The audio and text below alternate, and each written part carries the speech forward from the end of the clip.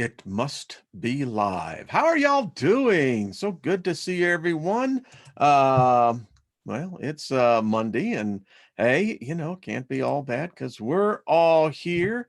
The family is meeting and got visitors coming in, and hey, we're practicing social distancing. Thank you, everyone, for tuning in. Just invoking favor upon all of us. Great protective favor. Yeah, a lot of heavy vibes going on out there, folks. So, yeah, next hour, we're just going to have fun. We're going to talk about some of this stuff. I mean, can't really not talk about it. It's everywhere. It's affecting our reality. And we got to dig deeper, something going on. But yeah. So hello, Big Al. How are you doing, my brother? You're out there on the front lines, and they shut you down, and it'll get interesting. Very interesting.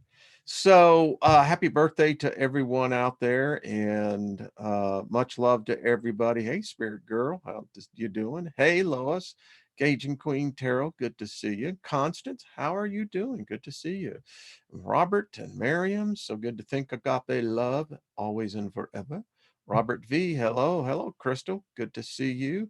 I saw David Barry. David, isn't that weird? I went in and so if you're watching this, make sure you're subscribed.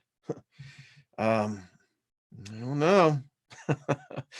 They doing something out there. They messing with us, I'm telling you. Hello, Michelle. Good to see you. Knowledge lover. Hello. Welcome. Scotty boy, good to see you. And Mindy, good to see you. Mother Nature, hello. Gratitude to you as well. And gratitude to all of us. Man, I'm telling you, it's that crap crazy out there, folks. And I'm not BSing one bit. It's crazy, man. Something you may want to think you ought to have, always have some steel wool. And if anyone knows why, email me or put it in the chat room. Why would you want to have steel wool around your house? Let's see if someone, the person who answers this will tell a lot about that person. Hey, everyone from Clarksville, Tennessee, how are y'all doing? Yes, Kent Cook. All right, you got it. Yeah, Kent knows. If the power goes out, we're going to talk about that. First of all, I think we need more than ever our affirmation. You know what I'm saying? I love this, and I hope you're talking it over your life every day. All these favors will come upon me and overtake me if I give voice to them each day. Favor will be with me in the city, and favor will be with me in the country. Favor will heal my body when I speak favor into my body. Favor will set apart my children, my animals, and my ground as favored with abundance of joy. Favor will be on my food, my water, my pantry, my life force.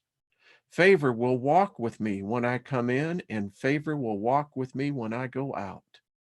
Favor will cause my enemies to be at peace with me. Favor will be upon my barns and storehouses where I keep my valuables to prosper and be in safety. Favor will be upon me in everything I undertake. Everything I set my hand to, favor shall cause it to prosper.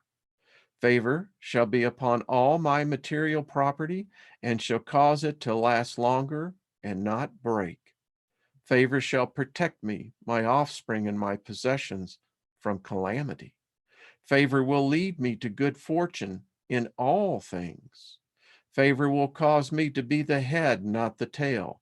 Favor will cause me to come out on top and not beneath. Favor will cause me always to be above and not below. Favor will cause me to have favor with the elements. Favor will cause me to be favored with the spirit realm. Favor will cause me to be favorable to everyone I meet. They will see me with favor. Favor will seek me out. It will overtake me and abide with me. No weapon of any kind shall harm me, nor will it prosper. It will be created in my words, and what was said has been done. You know, in times like this, you really get the understanding about manifestation. And I was meditating. In fact, I can tell you it happened last night in a dream. I saw the question, and it was literally this question. You know how it is that you've seen these, I don't know, like these, the plane that carries the banner behind it. And this one was just weird because I saw malfunction or manifestation.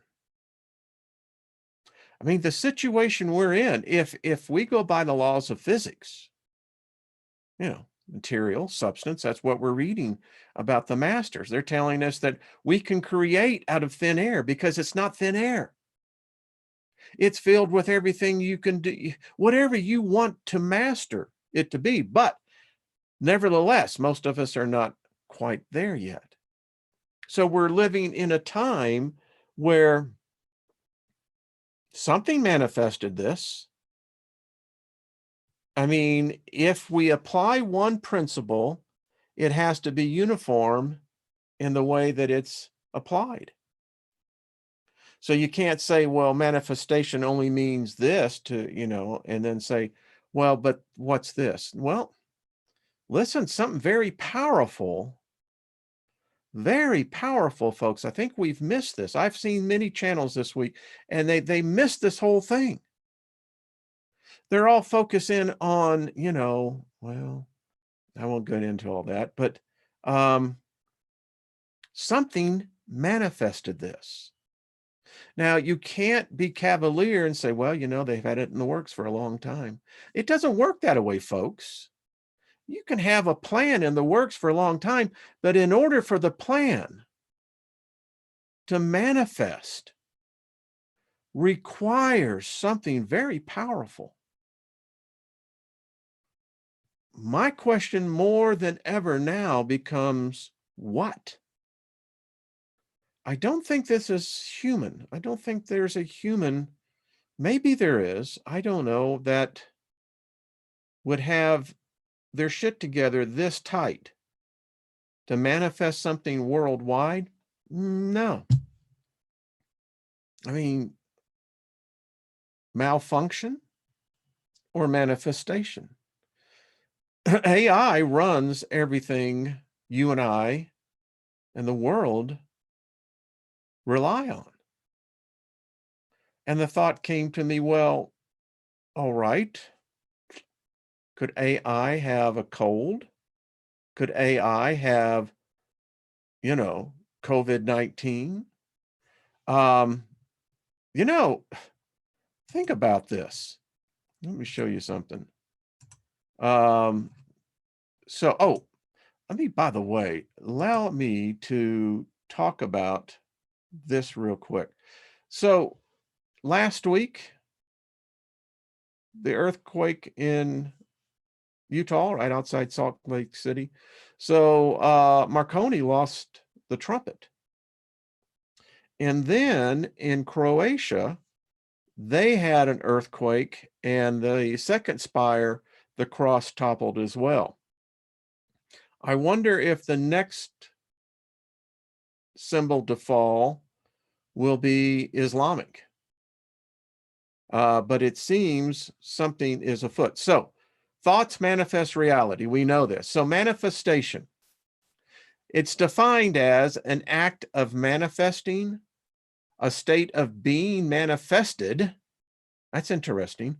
A state of being manifested. One of the things that I get what the masters are telling, that I pick up, it's your current state of consciousness that counts for everything. So in manifestation, because this had to have been thought of, something very powerful had to give attention and focus to it. And so it has obviously been in a state of being manifested, outward or perceptible indication. Well, we can definitely say that this is percipital. It's here. Materialization. I found that word very interesting. It's what we've been read all last week. At first, there was no manifestation of the disease. Now, this is directly from, dictionary.com. A public demonstration as for political effect. Get this last one. Spiritualism. A materialization. Powerful if you think about this. We've been so distracted because this is what happened when the system is shocked. It shocks every human. But here's the thing. We got to get our shit together, folks, because we got to apply everything that we have been taught for myself, this last decade particularly, and in intensity the last 5 years.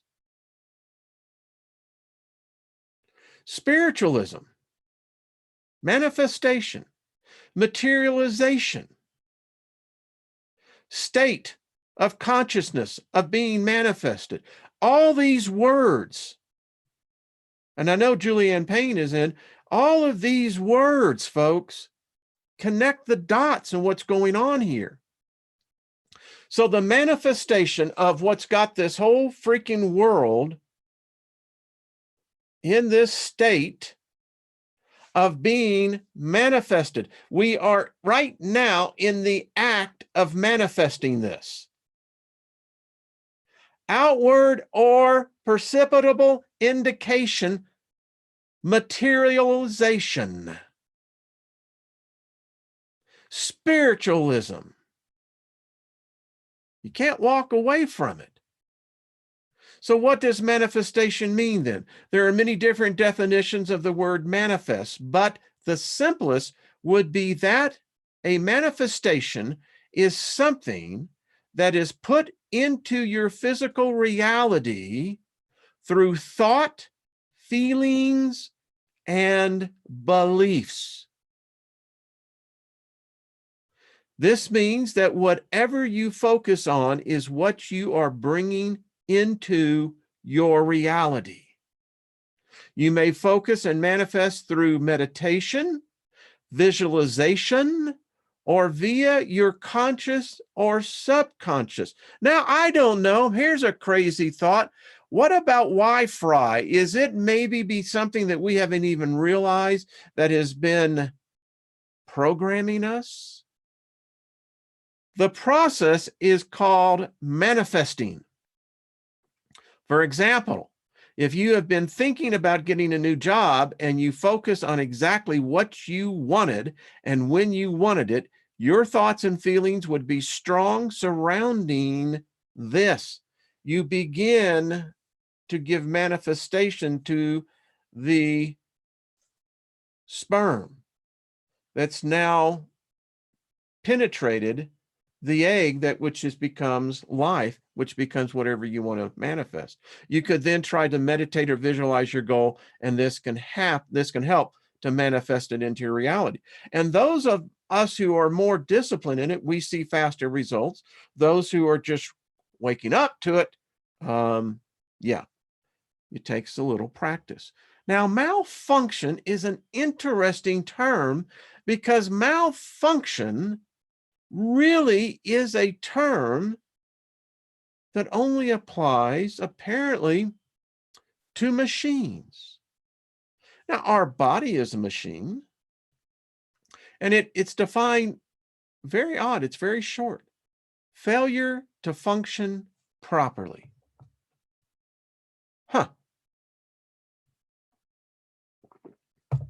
A malfunction of the liver, malfunction of a rocket. When used as a verb, it's used without an object, to fail to function properly. Much more ambiguous.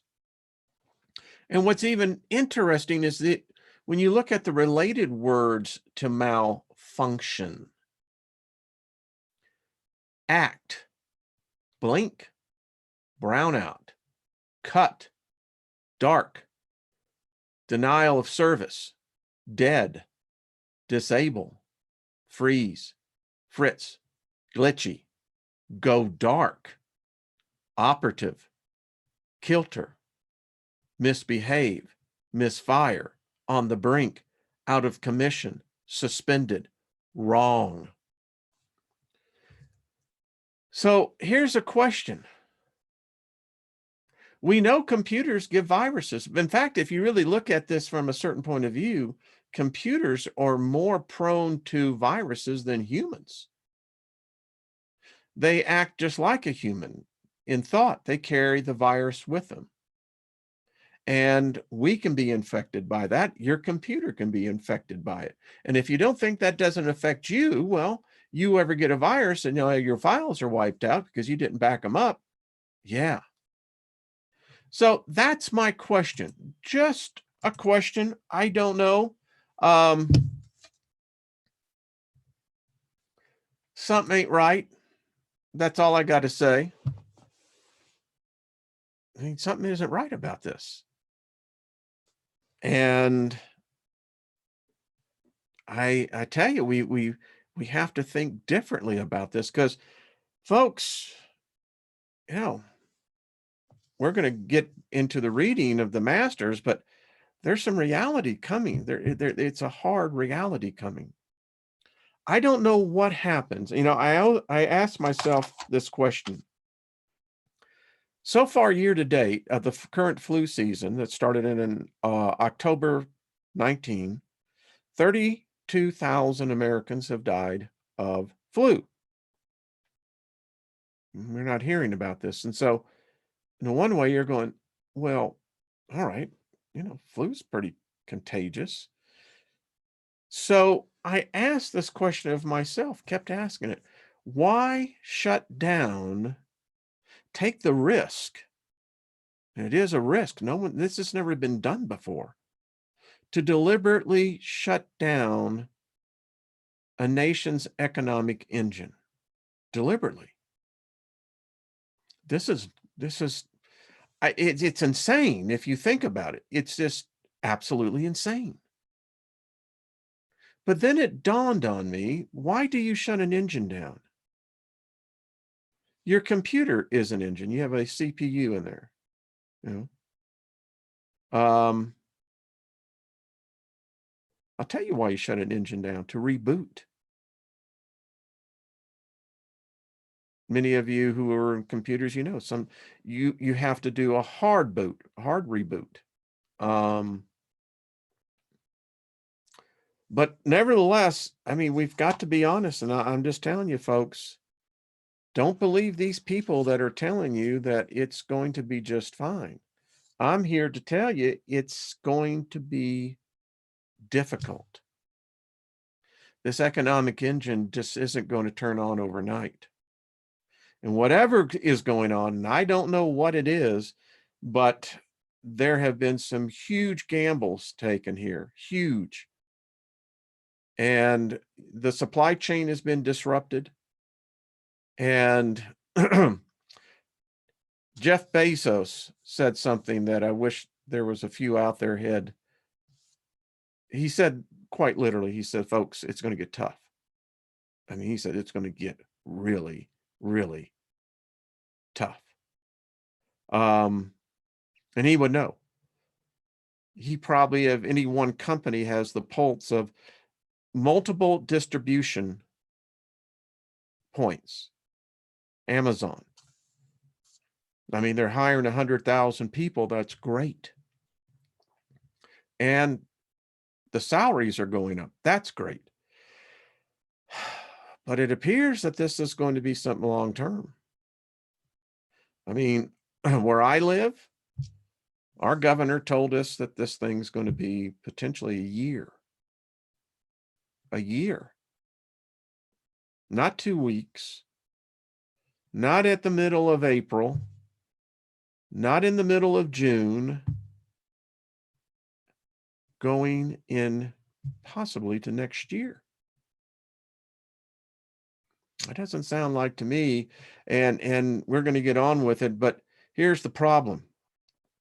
When you have this V curve that now, and that's what it's, and we don't know how far the bottom is. I mean, if it continues, we're going to see probably a Dow of 12,000. That would be a disaster, folks. It's already a disaster. What am I saying? It is a disaster.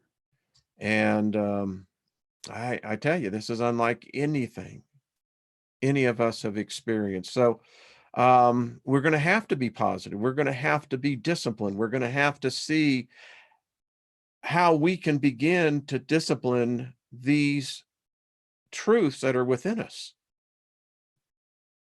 We can help our governments because we can become these pillars that even in the midst of all this, we get our needs met. We're not sick. We prosper. We don't just thrive, we prosper. And that to me is favor in full manifestation. So we just have to begin to look at it in a manner that it is what it is. But I still ask the question, who manifested this? Did we? I can't buy that. I just really can't. Humanity is not a very bright species. We're just not. We are absolutely 100% guaranteed to make mistakes. Hell, we're prone, that's normalcy. And if you apply that logic to what we're dealing with today, that ought to give you some pause for cause. And again, who manifested this? It's interesting. You go back and you see how this has developed. And, you know,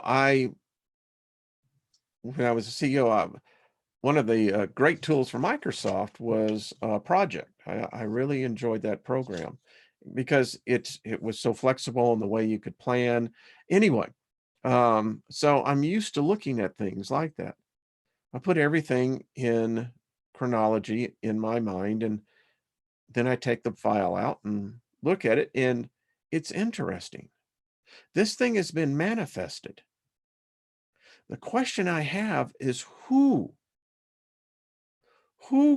gave birth to this? It came from the ether, folks. It just didn't magically appear. Now you could say, well, it was done in a lab. Doesn't matter.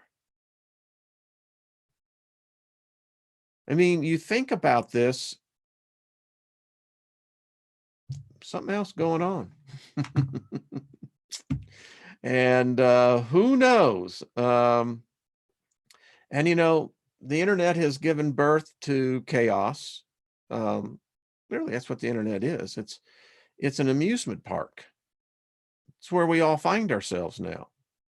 Because, you know, you can get any thrill you want. At Alice's restaurant, walk right in, it's around the back. So, folks, I'm telling you, you got to laugh. You have to keep yourself balanced. But the other thing about humans is that we're curious creatures. We just ask, we're naturally curious. We want to know things. It's like, that's why we're here. It's the curiosity of life itself, you know? Now we have entered into a different reality. And that is my point. It's taken me 23 minutes to make that point. Well, it's been interrupted, but it's become our reality. Now that's mind-blowing when you think about it. How something so pervasive came in and changed all of our reality, all of ours. And it's surreal, folks. It truly is. So, write me. Let me know what your thoughts are on this. I mean, to me, I think that these are the deeper questions. That's why we're here, to ask these questions as a group, discuss among us. What is this purpose? And I mean, I've read things, but everything I've read is a conspiracy theory. There's nothing that is firm. And even if you say that it is this particular theory, then what's the force behind it? Everything the masters teach us, there is a force. It's, I think, where, we got Star Wars from. Using that force. Use the force, Luke. It's all around us. We've been somewhat conditioned to accept this. I mean, I think George Lucas did a great job. I was that generation when Star Wars first came out in the 80s, and it was, was teaching us Eastern philosophy under the guise of giving us steak and potatoes. But it was really a vegetarian meal. Well, that was a clever little analogy there. I like that. Hello, Darlene. How are you doing, dear?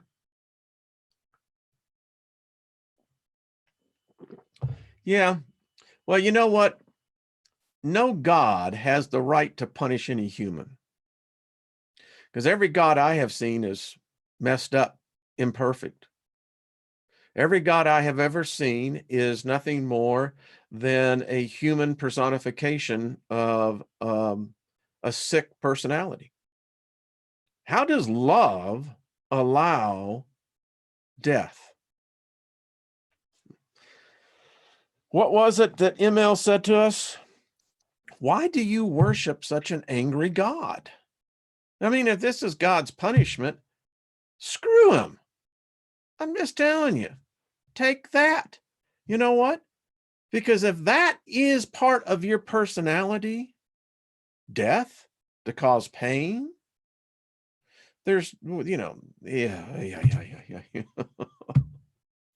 I got to learn just to sometimes just keep it calm.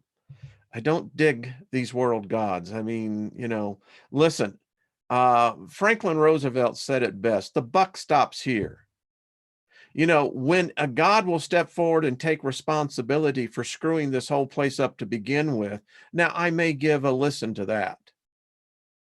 But don't be blaming everyone down the line saying, well, it's their fault. When Jack, you're the one who started it all. So put on the big boy britches, take off the diapers, and be a man and accept your responsibility. And here we're reading about Jesus and the Christ consciousness. I think that's all part of it. It's why I left Christianity, is that because the God there is an angry God. And the followers are angry. It's just the way it is. All right. Yes. Hey, Lost in Space, how you doing? It's nuts. It truly is. Yeah. When I was in that God spell, it was always amazing to me. Each Sunday we would meet, and they gave more glory to the devil than they did to God. Because the woes of all the people were caused by the power of the devil, which apparently was trumping everything that God was supposed to be doing. And I woke up one day, and I was in the middle of a service, and I said, wait a minute. So this is all the devil's fault. Well, who's trumping who here? Anyway. Hey, Nick, how you doing? Good to see you. Oh boy. Wayne, what was your religion you were raised in? I would guess Pentecostal. Well, I wasn't raised in any religion. That's really interesting. Got saved, as they said, at the age of 12, right before 13. kind of my bar mitzvah. But yeah, it was actually Southern Baptist, then Pentecostal, and then Charismatic, and then, you know, um, Kenneth Hagin, you know. And actually, I'm pretty grateful for all that knowledge, because the knowledge that is that what became a doctrine was in fact very sound. It really is. Hagin healed himself from polio and another blood disease because he developed something that the masters are teaching us. He developed this faith, is what he called it. And it was new, something that people hadn't seen. And it became very powerful because it used the same principles. I remember Kenneth Hagin saying he believed for $1 million. And he had the most remarkable ability to focus. And now, of course, this was intertwined with Christianity, Christendom. But sure enough, within a month's time, the $1 million manifested by a check. And I learned these principles along with learning the principles of Earl Nightingale, Zig Ziglar, Brian Tracy, and they go hand in hand. They're powerful principles. Obviously, I haven't fully manifested to the level of a master. Let's see, Deb, Hagin had the right idea, wrong reasons. I agree. I absolutely agree, Deb. You know, and if, you know, I tell people, if you can get past the doctrine, but listen to what he's really saying, well, he's saying the same thing that our writer here, Brad, is writing about. So these are powerful principles, folks. They work. They do. And it's not just metaphysical. It's not just spiritual. It creates realities.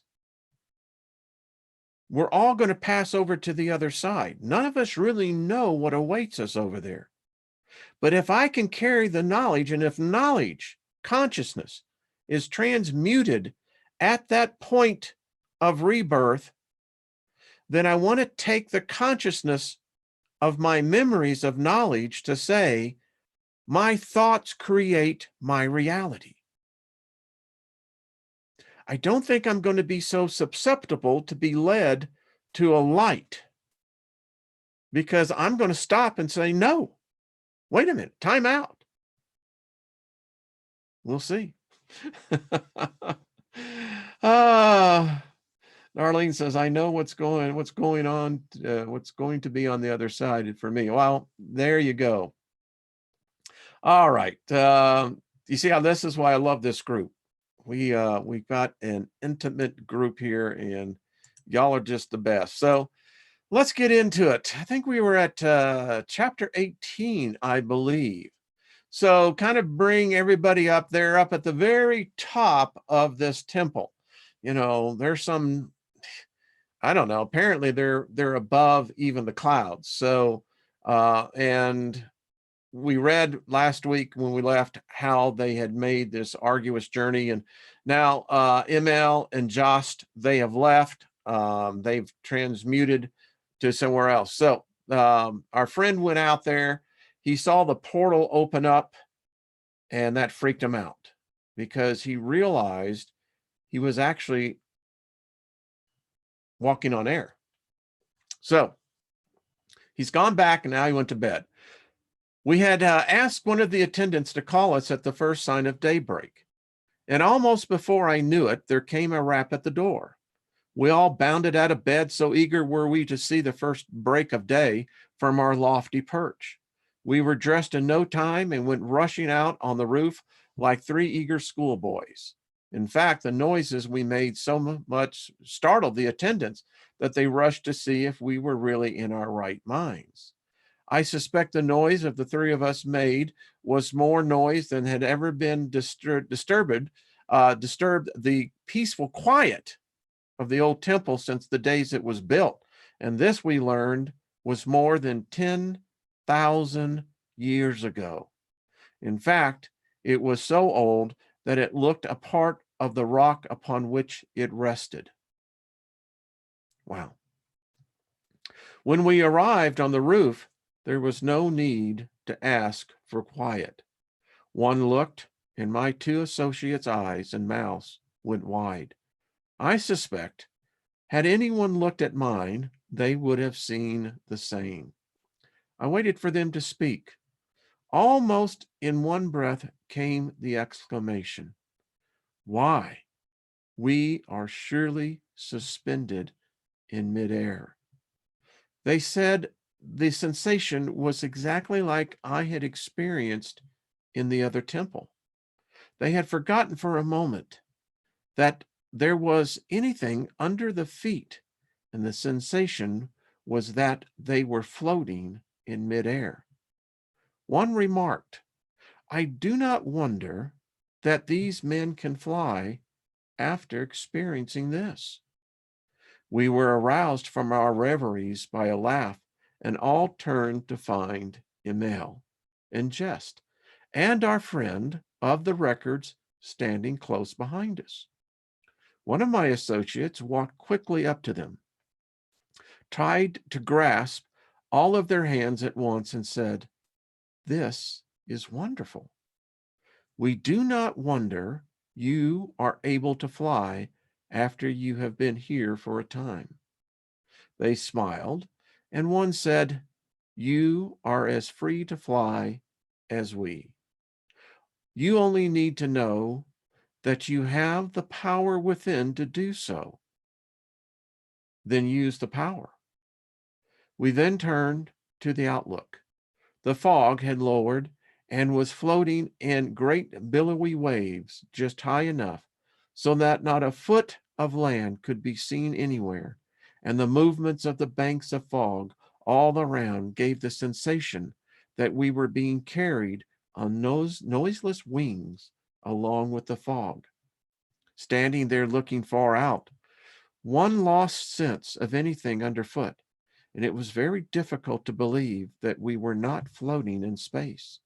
As I looked out, it seemed as if my body lost all sense of weight and that I was actually floating above the roof. I had so far forgotten myself that when one of the party spoke, my feet hit the roof with such force that I felt the effects of a jar for several days after. That's just far out, folks. Come on.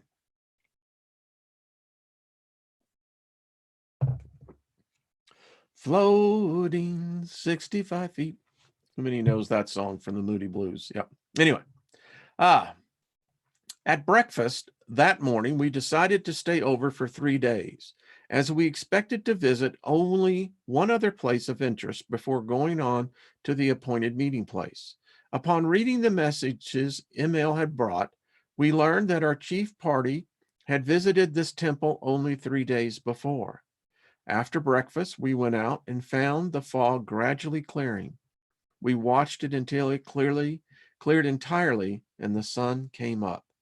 We could see the little village nestling close in under the cliff and the valley far below. Our friends decided to visit the village, and we asked if we might go with them. They laughed and said we could, but they thought we had better use the basket, as we would present a better appearance if we did than if we attempted their mode of travel. So when we lowered one by one to the ledge and then down to the little plateau just above the village, no sooner had the last one stepped from the basket than our friends were there. That's the only way to go, folks. We went down to the village and spent the greater part of the day. It was a quaint old place, typical of those mountain districts, with its houses built by digging into the side of the cliff, then closing up upon opening with the rock walls. There were in all about 20 of these houses. We were told that the houses were built in this manner to keep them from being crushed by the heavy snow in winter. The villagers soon began to gather, and Emil talked to them for a few moments. It was arranged that a meeting should be held the following afternoon, and couriers were sent out to notify those of the neighborhood who wished to attend. We were told that John the Baptist had lived at this village and received instruction in the temple, and that the temple remained the same as when John received his instruction there. Now, you do realize this is not the same John the Baptist that you read by most Christian doctrines. No, this is the Gnostic John the Baptist. Must have been a far out dude. That's all I can say. We were shown where the houses had been torn down. That afternoon, we returned to the temple. The weather had cleared so that we could see a wide expanse of country, and we were shown the trail that John had used in going to and from the temple and the different villages where he lived. The temple was supposed to have been built and the village established more than 6,000 years before John visited there. We were shown the trail we would take when we departed, and were told the trail had been in use since the temple was built. About 5 o'clock that afternoon, our friend of the record said that he would leave us for a time. He then shook hands, saying he would see us soon, and disappeared. I would say that would take some getting used to. I mean, you have to, I would kind of really dig it, but I mean, yeah. That evening, we saw the most remarkable sunset from the roof of the temple that I have ever witnessed. And it has been my good fortune to have seen sunsets in nearly all lands. As evening advanced, a light haze was gathered over a low range of mountains that bordered a wide expanse of tablelands, which we could look down upon. When the sun reached this rim, we were seemingly so far above it that it appeared as if we were looking directly down upon a sea of molten gold. Then came the afterglow, and every mountain peak appeared to be aflame. Those in the distance that were covered with snow seemed to be blanketed with fire, and where glaciers filled the ravines, it appeared as though they were shooting forth great tongues of fire, and these flames appeared to meet and melt with the different hues in the heavens. The lakes that dotted the plain below were transformed suddenly into volcanoes belching forth fires, which ascended and blended with the colors in the heavens. For one moment, it seemed as if we were standing on the brink of a silent inferno. Then all blended into one harmony of color, and the soft, peaceful quiet was beyond description. We sat on the roof until after 12 that night, asking Emil and Jess questions. These questions pertain principally to the people and the history of the country in general. Emil quoted liberally from their records. These records prove that this country was inhabited thousands of years before our history begun. Emil went on to say, while I do not in any way wish to disparage or make light of your history or of those who wrote it, I will say that at the beginning of this history, the historians did not go back far enough, but took for granted that Egypt meant what the name implied, outer darkness or the wilderness. It really meant a wilderness of thought. At that time, as now, a large portion of the world was in wilderness of thought, and they did not go back of it to get the deeper meanings. They accepted what they saw or heard and what appeared on the surface, recorded it, and your history began. It is quite difficult to correlate the two, and I would not attempt to say that you must take ours as authentic. I would suggest that you choose for yourself. That's good.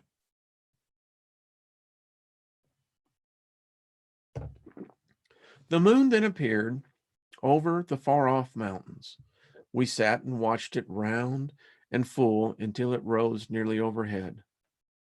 It was a beautiful sight, with an occasional light cloud passing by it at the elevation just above us. When these clouds went drifting by, it seemed as if the moon and clouds were still standing and we were drifting past them. This went on for over an hour when suddenly there was a noise as of some object thrown to the roof behind us. We startled to our feet and looked around. There stood a middle-aged lady, smiling and asking if she had startled us. Our first impression was that she had jumped from the parapet to the roof before she had only stamped her feet to attract our attention. The stillness had been so intense, we had greatly magnified the sound. Emil stepped forward quickly, greeted her, and introduced us to his sister. She smiled and asked whether she had intruded in on our dreams. We then sat down, and in a short time the conversation drifted into remembrances of her experience. She has 3 sons and a daughter that had been raised in the work. She replied that the youngest 2 were always with her. We asked if we might see them. She replied that they could come there that evening, and immediately 2 figures, a man and a woman, appeared. They greeted their uncle and their mother, then came forward and were introduced to the 3 of us. The son was tall, erect, a manly fellow, whom we took to be about 30 years of age. The daughter was not tall, rather slight, and very fine features. She was a fine, well-poised girl, whom we judged about 20 years of age. Afterwards, we found that the son was 115 and the daughter was 128 years old. They were all to be present at the meeting the next day and soon went below. After they had retired, we passed complimentary remarks about the son and daughter. The mother turned to us and said, "Every child born is good and perfect. There are no bad children. It does not matter whether they are conceived in the perfect or immaculate or through the sense or material way. The one conceived in the perfect way will soon recognize the sonship with the Father, that he is the Christ or Son of God. Then he will develop and unfold quickly, and he will see only perfection. The one conceived through the sense way may also immediately recognize his sonship, perceive that the Christ is in him, and may realize his perfection by idolizing the Christ. He gazes upon that ideal, loves and cherishes it until he manifests or brings forth that which he gazes upon, the Christ. He is reborn and is perfect. The one held to the ideal and was perfect. The other perceived the ideal and unfolded that ideal and regained perfection. Thus, no child is bad. All are good and from God. Here, one of the parties suggested that it was bedtime, as it was past 12 o'clock. Chapter 19. 5 o'clock the next morning found us all assembled on the roof of the temple. After the regular morning greetings, we all gathered around, and, as in the usual custom, a selection was read. The selection this morning was from the records of the temple.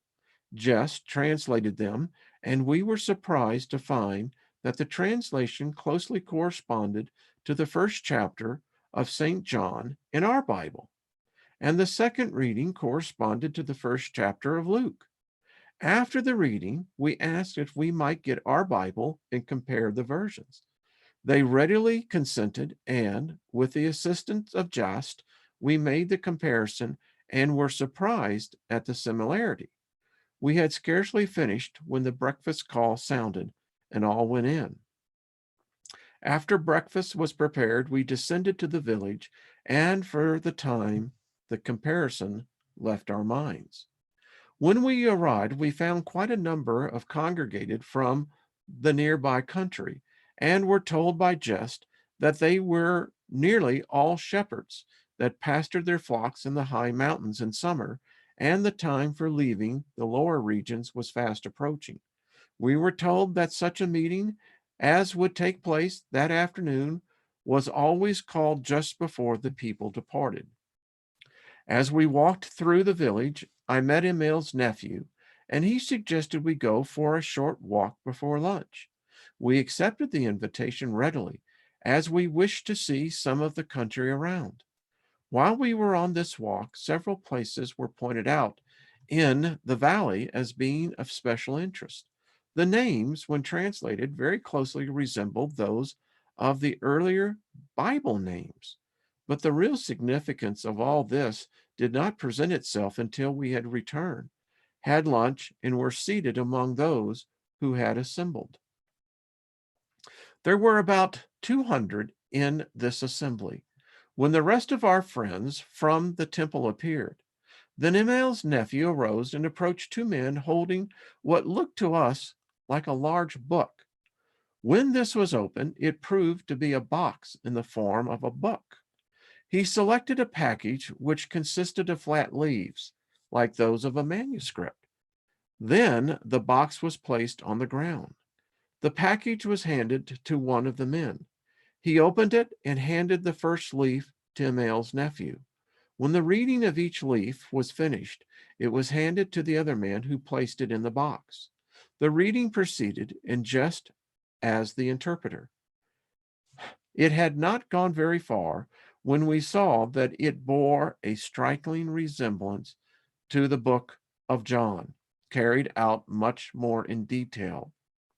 Then followed one similar to that of Luke, then one similar to that of Mark, and the final one was like that of Matthew. After reading, the people collected in little groups, and we, with Jest, sought Emil, for we were curious to know the meaning of it all. We were told that these records were read each year at the meeting, and that this place was the center of the country, where these scenes were enacted long ago. Now that's weird. We remarked the similarity of these happenings with those chronicled in our Bible, and were told that there was no question but that some of the earlier scenes as chronicled in our Bible were taken from these records. But those happenings of a later date, such as the crucifixion, took place elsewhere, and the whole reaching its climax in the birth and life of Christ. The foremost thought of it all was the search for the Christ in man, and to show those who had wandered away from the ideal that the Christ lived in them as he always had. Emil went on to say, it does not matter where the scenes were enacted. It is the underlying spiritual significance that we wish to perpetuate. Blah.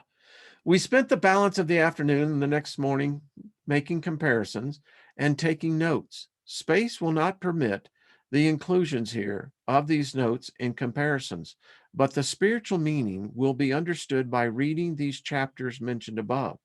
We found that the father of Emil's nephew, who read the records to us, was born in the village and was a direct descendant of John, and that it was the custom for some members of the family to come to this place at this time and read these records.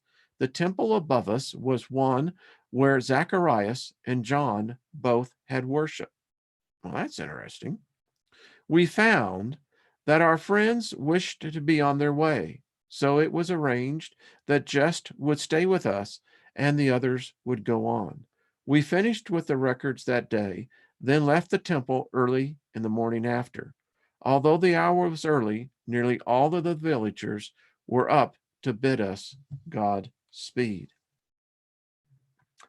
Wow. I think I'm going to take a little break there. That is just fantastic. You got to admit, it's a good break from all the insanity that's out there. It is nuts. And, you know, this week, speaking of that, we're going to have a pretty cool week on Wednesday. Tomorrow with Trina, a second look.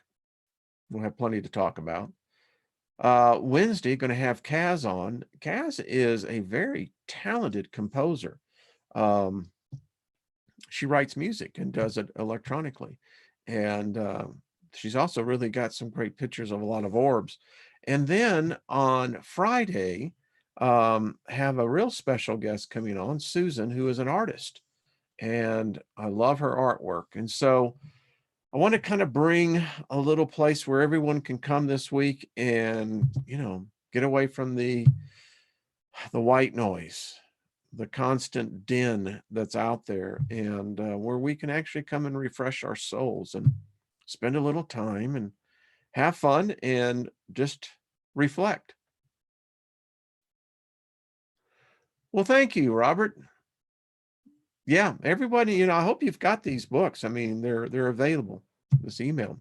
I think they're on the Crystal Network as well. So David Barry said, almost made it. I'll catch you. Dave, it's good. I know the time change really has messed with stuff. So I'm really looking forward to this week. I mean, by the way, I think Brian is reading his book there on tonight over at Milky Way Messengers. So check it out. I think it is 10 p.m. Eastern, I believe. Yeah. 8 p.m. my time. So anyway, folks, I hope that let's see. An island. Yeah, Deb, that is a fact. It really is. Yeah, we can do the group hug here. And remember, the flower, folks, the summer of healing, 2020. Who the freak would have known that that would be probably, that's like the rallying call. You know, it's like, folks, man, come on. There's going to be a lot of, I'm just telling you, folks, we're going to need to really project out love, a lot of favor, a lot of healing, because there's a lot of people that are hurting. I mean, so I want to continue these readings because they encourage me. I've read ahead of them, but I mean, and those of you who have the books, you know, it's cool.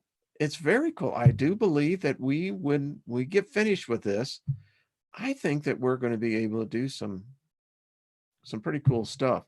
All right. I'm going to have a little bit more tea. I hope all of y'all are keeping your conscious in a good state.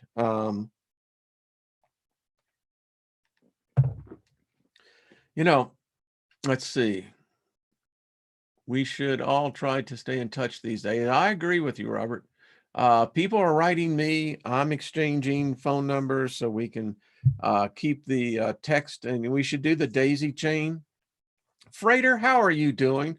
Folks, listen, if you're looking for sigils, I know Freighter, I'm going to have you back on because he does. In fact, I have some of his work. I mean, you look behind me, there is some of his. The man is very, very talented. He just wrote a book. And Freighter, thank you.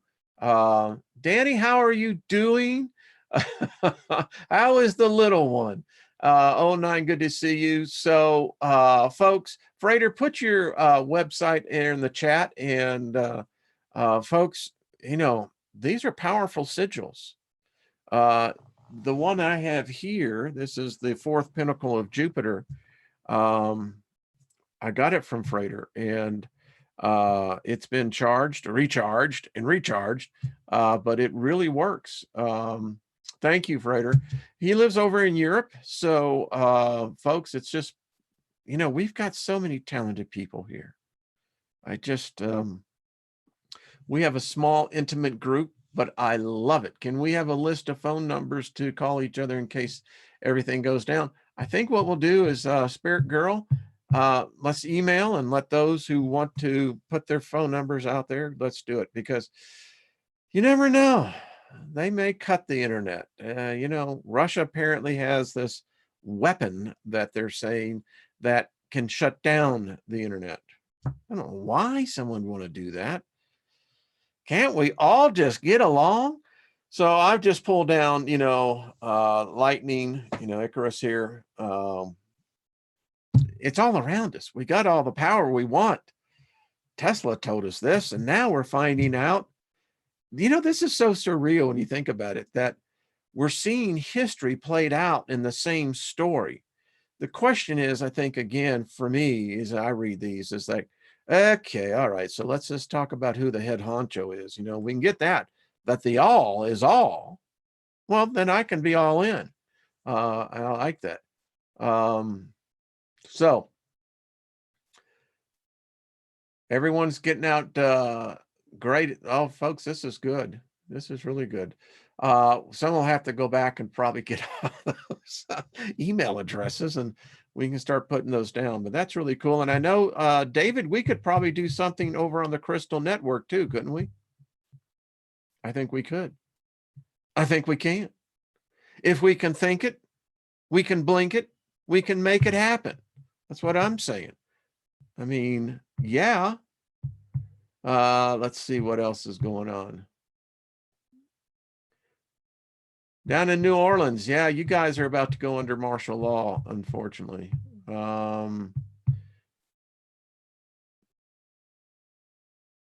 Big Al, I had to give you a call as well. There's Deborah. Man, I just love this group. I mean, this is a family. Y'all have my email address, so let me know, and we'll just get things passed around. And you know, it's the beginning of something. Not really sure exactly what, but it's the beginning. And I say that, listen, if this is manifested, that's all the proof I need that we can manifest. I mean, hey, come on. I can't think that there is something that's more powerful than us. It just has knowledge. It just has experience. I don't buy this subservience of one spirit to the other. That's the problem. So anyway, Spirit Girl, you know, if everyone wants to do on a daily, I do my meditation at 10 a.m. Mountain Time. Don't know what everyone else does. So anyway, all right. Probably spoke more. People are leaving. That's okay. It's all good. All right, folks, keep yourself in a good state of consciousness. Create your reality. As Brian says over at Milky Way Messengers, be the frequency you want to be. We'll see y'all tomorrow with Miss Trina. Frater, thank you for visiting us and being part of the group. Nigel, good to see you. Twisted Isby, much love. David Berry, thank you. Brian and all the rest. Big Al, keep yourself safe, buddy. We'll see y'all tomorrow. All right, buddy. Bye.